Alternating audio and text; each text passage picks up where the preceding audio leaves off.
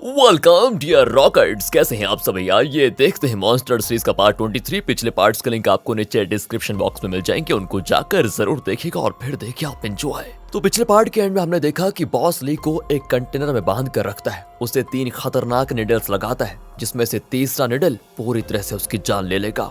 Boss को लगता है कि मौत का डर दिखाकर वो ली से पता लगा लेगा कि उसने वैक्सीन का फॉर्मूला कहाँ छुपा के रखा हुआ है। हालांकि ली बार बार सिर्फ सच कहता है कि मेरे पास वो फॉर्मूला नहीं है, जेजे के पास है। लेकिन दोस्तों आखिरी निडल लग चुका है और अब सिर्फ ली की जान निकलने की देरी है। तो इस पार्ट की शुरुआत में बॉस दंग रह जाता है कि ये है कौन जो इतना दर्द झेलने के बाद भी विनती का एक शब्द नहीं बोल रहा, आंसू नहीं बहा रहा कि प्लीज मुझे छोड़ दो। गजब हो गया। खैर यहाँ से ली को मरने के लिए छोड़कर वो चला जाता है। दूसरी ओर जिना को पैनी का कॉल आता है जो उसको एक जगह बुलाती है। जिना वहां पर जाती है तो पैनी कहती है ली को बचाने का अब एक ही रास्ता है, तुम कैसे भी करके वो फॉर्मूला ढूंढ लाओ। जिना परेशान हो जाती है कि कहां से लेकर आऊं मैं वैक्सीन का फॉर्मूला। वहां दोस्तों एंड्रयू जेजे के साथ होता है जब उसका असिस्टेंट कॉल करके कहता है कि मैंने एक साइंटिस्ट को ढूंढ निकाला है जो इस तरह के कोडेड फॉर्मूला को डिकोड कर सकता है। एंड्रयू तुरंत उस आदमी से मिलने जाता है जिसका नाम है दोस्तों फ्रेडी। एंड्रयू उस फॉर्मूले का ब्लूप्रिंट देखकर कहता है इसे डिकोड करने में मुझे 1 महीना लगेगा क्योंकि ये जरा कॉम्प्लिकेटेड लग रहा है। एंड्रयू कहता है कि ठीक है, तब तक आप इसी होटल में रहेंगे, यहाँ से आप बाहर नहीं जाएंगे। और हाँ,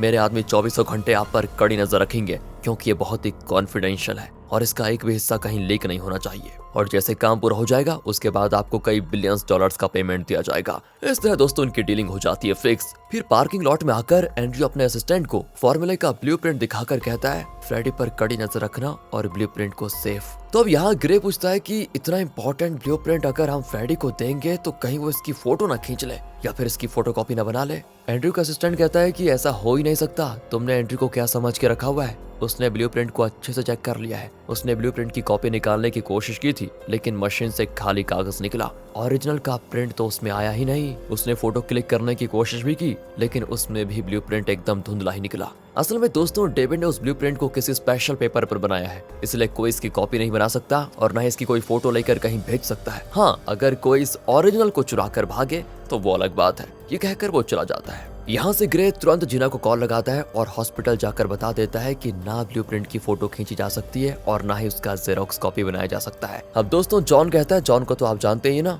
वो कहता है तुम एक काम करो, उसे चुरा कर लेकर आओ। ग्रे तो शॉक हो जाता है कि अरे वो लोग मुझे जान से मार डालेंगे और कोई आइडिया सोचिए। इतने में दोस्तों उसके ऑफिस जाने का टाइम हो जाता है और वो भाग जाता है। तो अब ये दोनों परेशान है कि उस ब्लूप्रिंट को कैसे हासिल करें। जॉन बड़बड़ाने लगता है कि अगर मेरी मेमोरी तेज होती ना तो मैं तो उसको याद ही कर लेता यार। लेकिन दोस्तों तब उसे स्ट्राइक होता है कि जिना का भाई भले ही मेंटली चैलेंज्ड है लेकिन उसके पास फोटोग्राफिक मेमोरी है, यानी एक चीज को वो कुछ ही सेकंड्स देख ले तो हूबहू उसे वैसे ही कागज पर उतार सकता है। ये रियलाइज करते वो जिना को गूगल से एक फोटो डाउनलोड करने को कहता है और उसके भाई को उठाता है। वो तो नींद में बड़बड़ाता है कि मुझे सोने दो बेटा, बाद में सो लेना, इस वक्त इमरजेंसी है, कहकर वो उसको उठा लेता है और उसे कुछ सेकंड्स के लिए फोटो दिखाता है। फिर कहता है अब जो तुमने देखा उसको पेपर पर बनाओ। दोस्तों वो कागज पर उसको बनाने लग जाता है तो दोनों चौंक कर देख रहे होते हैं क्योंकि ऐसा लगता है जैसे कि ये उस फोटो का प्रिंट आउट है। दोनों बड़े खुश हो जाते हैं कि इसके आगे अगर वो ब्लूप्रिंट को 2 सेकंड के लिए दिखा दें तो बस काम बन जाएगा। दूसरी ओर नाथन स्पेशल परमिशन के जरिए हो जाता है रिलीज। वो घर आता है तो एंड्रयू को देखकर चढ़ जाता है कि पापा ये हमारे घर में क्या कर रहा है। चेयरमैन कहता है कि तुम भले रिलीज हो गए हो लेकिन तुम्हारी सजा 6 साल की थी ना, इसलिए जब तक 6 साल पूरे ना हो जाते तुम फौरन में रह लो, 6 साल बाद इस घर में आना। वो चिल्लाता है कि अच्छा तो अब आपकी इस दुलारे को घर में रखने के चक्कर में आप मुझे बाहर निकालना चाहते हैं। मैं कहीं नहीं जाऊंगा, चाहे मेरी जान ही क्यों ना चली जाए। इतने में चेयरमैन की वाइफ आ जाती है और वो अपने हिस्से का चेयरमैन को सुनाती है कि मेरा बेटा कहीं नहीं जाएगा। दोस्तों इनकी बातों से तंग आकर चेयरमैन और चिल्लाता है कि तभी अचानक उसकी तबीयत खराब हो जाती है। सभी घबरा जाते हैं लेकिन उसकी वाइफ करती है अच्छी वाली स्माइल और ये बात नाथन भी नोटिस कर लेता है। तो अब डॉक्टर को बुलाया जाता है। डॉक्टर चेक करके कहता है कि फिलहाल डरने की बात नहीं है, बस थोड़े आराम की जरूरत है इनको। पीयूष को चेयरमैन की मेडिसिन दिखाता है तो डॉक्टर कहता है कि इससे तो उनका ब्लड प्रेशर स्टेबल होना चाहिए, फिर उनकी तबीयत खराब क्यों हो रही है। दोस्तों यहाँ चेयरमैन की वाइफ के अलावा और कोई जानता ही नहीं कि उसने मेडिसिन को चेंज कर दिया है। तो दूसरी ओर ली की आंखें दिखाते हैं। वो खोलता है अपनी आंखें। असल में पेनी ने उसको तीसरा निडल ना ठीक से लगाया नहीं था जिसकी वजह से ली अभी तक जिंदा बचा हुआ है। अब रोशी कहती है लगता है हम दोनों यहीं पे मरने वाले हैं। लेकिन दोस्तों ली को इस हाल में भी एक आइडिया सोचता है। वो कहता है तुम जरा कोशिश करके मेरे पास आओ। वो भी आती है और ली कहता है अब मेरी रस्सी खोलो बस। दूसरी ओर पेनी का असिस्टेंट बॉस को बता देता है कि तीसरे निडल के बाद भी ली जिंदा है। अब हमें उसे चाकू से मार डालना चाहिए वरना उसकी जान नहीं जाएगी। बॉस तो शॉक में होता है कि इतना कुछ करके भी ली जिंदा कैसे बच गया। उसकी आंखों में जरा भी डर नहीं था। तब पेनी कहती है कि बॉस, ली बहुत ही इंटेलिजेंट है, अगर आप उसको एक मौका देंगे तो वो ब्लूप्रिंट ढूंढ निकालेगा। लेकिन दोस्तों अब जेराल्ड घबरा जाता है कि ये पेनी तो ली को बचाने की कोशिश कर रही है और अगर ली बच गया तो जे फंस जाएगा। तो दोस्तों वो बॉस का ब्रेन वॉश करता है, नहीं नहीं नहीं नहीं, ली को मार डालना ही ठीक होगा बॉस। ऊपर से रोशी को अगर मेरी असलियत का पता चल गया तो मैं फंस जाऊंगा, इसलिए उसे भी खत्म करना जरूरी है। और बॉस कहता है कि उन दोनों को यहाँ लाओ, मैं फैसला करूंगा। दूसरी ओर कंटेनर के अंदर रोशी ने ली की रस्सी खोल दी थी और लगता है दोनों ने कोई प्लान बना लिया है। कंटेनर के बाहर बॉस के गुंडे पहरा दे रहे होते हैं। एक आदमी कहता है उन दोनों को थोड़ा पानी देकर आओ। एक आदमी पानी लेकर अंदर जाता है। दोनों ऐसे बैठे होते हैं जैसे अभी भी चेयर से बंधे हुए हैं। लगता है बढ़िया वाली एक्टिंग कर रहे हैं दोनों। रोशी कहती है प्लीज मुझे प्यास लगी है। एंड दोस्तों वो आदमी रोशी को पानी पिलाने लग जाता है। मौका पाकर ली पीछे से उसको मारकर बेहोश कर देता है। फिर अपने पॉकेट से फोन निकालकर पुलिस को कॉल करता है और कहता है कि कंटेनर यार्ड में गैम्बलिंग चल रही है, जल्दी आए। पुलिस भी तुरंत कंटेनर यार्ड के लिए निकल जाती है। इसी बीच बाहर खड़ा आदमी सोचता है कि पानी देने में इतनी देर क्यों लग रही है, जाओ जाकर चेक करो। ये कहकर वो दूसरे आदमी को भेजता है एंड वो दरवाजा खोलने जाता है, लेकिन तब ली और रोशी बाहर कूद कर भागने लगते हैं। वो गुंडों से सीधा लड़ते भी हैं और वहाँ पे आग भी लगा देते हैं। इतने में पीछे से कार इनकी तरफ आती है। दोनों जल्दी से दूसरी तरफ कूदकर कार के नीचे आने से बच जाते हैं, लेकिन रोशी के पैर में चोट आ जाती है, हल्की सी मोच मतलब। वो कहती है मैं तो उठ नहीं पाऊंगी, तुम बच निकलो। पर दोस्तों हीरो तो हीरो है, वो रोशी को छोड़कर थोड़ी ना जाने वाला था।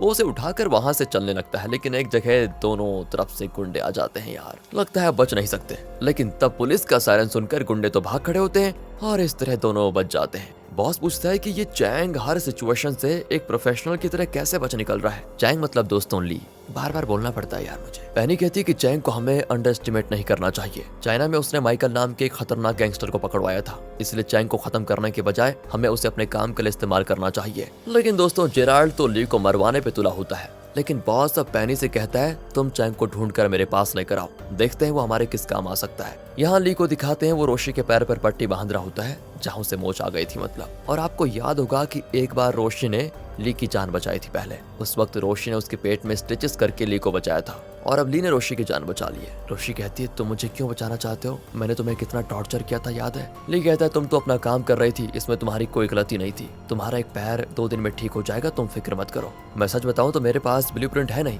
लेकिन फिर भी ये लोग मेरे पीछे पड़े हुए हैं, इसलिए मुझे लगता है कि मुझे उस ब्लूप्रिंट को ढूंढ निकालना चाहिए। रोशी कहती है मुझे तो पहले अपने सीनियर जेराल्ड को कॉल करके बताना होगा कि यहाँ पर क्या हुआ। अब दोस्तों ली को ना जेराल्ड पर शक होता है और कहता है क्या तुम्हें अभी उस पर भरोसा है, तुम कहाँ हो, तुम्हें क्या हुआ, इसकी उसने जरा भी फिक्र नहीं की। मुझे लगता है कि शायद इसमें उसका भी हाथ है। पर रोशी कहती है कि वो 20 साल से अनाई के लिए काम कर रहा है, वो ऐसा नहीं कर सकता। ली कहता है ठीक है तुम्हारी मर्जी, पर मुझे जो सूझा मैंने कह दिया। तुम एक बार बस उसे टेस्ट करके देख लो कि वो तुमसे कितना सच बोलता है या कितना झूठ। रोशी को भी आइडिया बढ़िया लगता है, तो वो एक पब्लिक बूथ से जेराल्ड को कॉल करके कहती है जो जे के परिवार के साथ बैठा हुआ है। रोशी कहती है मुझे और चैंग को एक गैंग ने पकड़ कर रखा हुआ है, हमें बहुत टॉर्चर किया, हम किसी भी तरह उनसे बच के निकल गए थे, लेकिन चैंग को पूरी तरह से चोट लगी है, आप प्लीज जल्दी आ जाइए। जेराल्ड कहता है तुम डरो मत, मुझे बस ये बताओ तुम दोनों हो कहाँ पर, मैं अभी तुम्हें बचाने के लिए आ रहा हूँ। कहकर वो कॉल काट देता है और इन लोगों को सब बता देता है दोस्तों। तो नील कहता है ये तो बहुत ही अच्छा मौका है ली को खत्म करने का।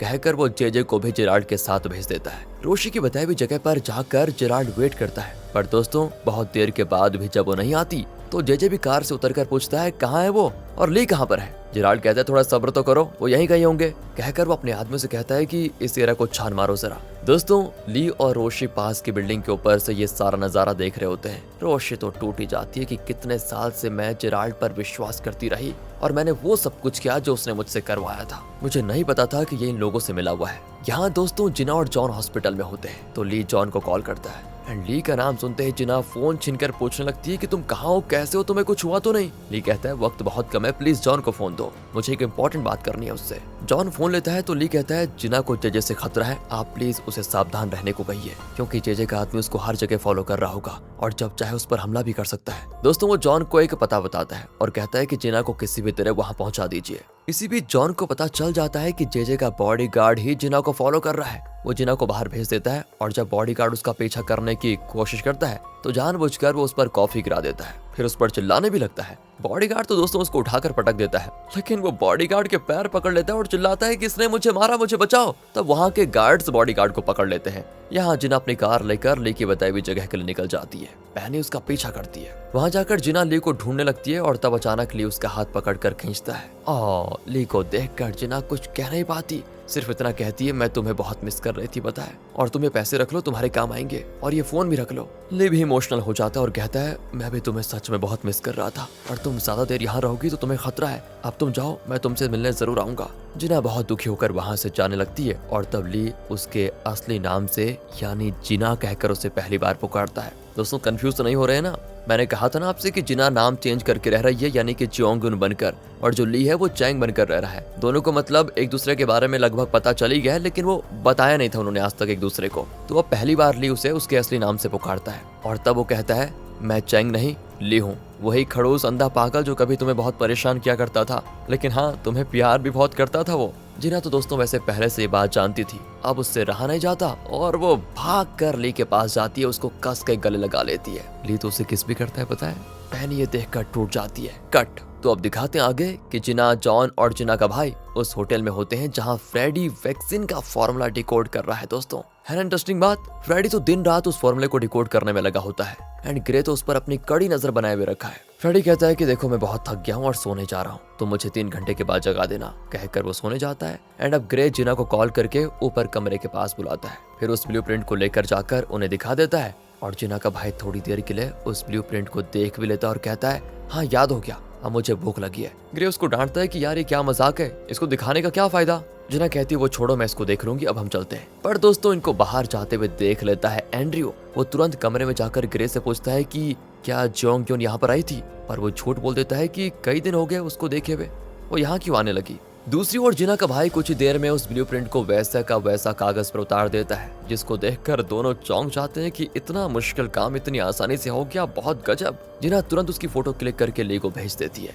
एंड ली दोस्तों दंग रह जाता है और फिर जिना से कहता है कि देखो जब ये सारी प्रॉब्लम्स निपट जाएंगी ना, तो मैं, तुम और तुम्हारा भाई तीनों यहाँ से निकल जाएंगे, यूएस जाकर हम एक नई जिंदगी शुरू करेंगे। ये सुनकर जिना बहुत खुश होती है। दूसरी ओर ली पैनी को एक जगह पर बुलाता है और उसे ब्लूप्रिंट दिखाकर कहता है कि तुम अपने बॉस से कहो कि अगर उसे ये ब्लूप्रिंट चाहिए तो वो मुझसे वादा करे कि मुझे अपने हिट लिस्ट से निकाल देगा और मुझे कभी परेशान नहीं करेगा।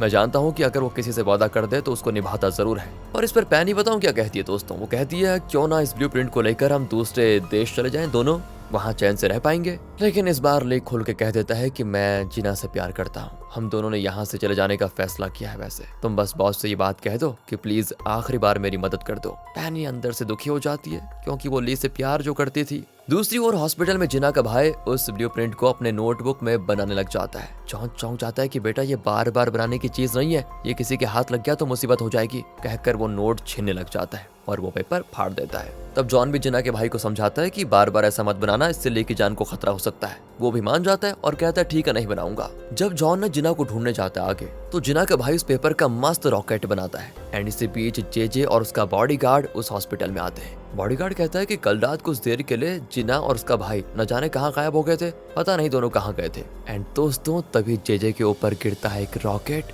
यानी कागज वाला, और उसमें ब्लूप्रिंट की कॉपी देखकर वो दोनों शॉक हो जाते हैं कि ये लीक कैसे हुआ। इतने में जिना का भाई आकर कहता है कि ये मेरा है, मैंने इसको बनाया।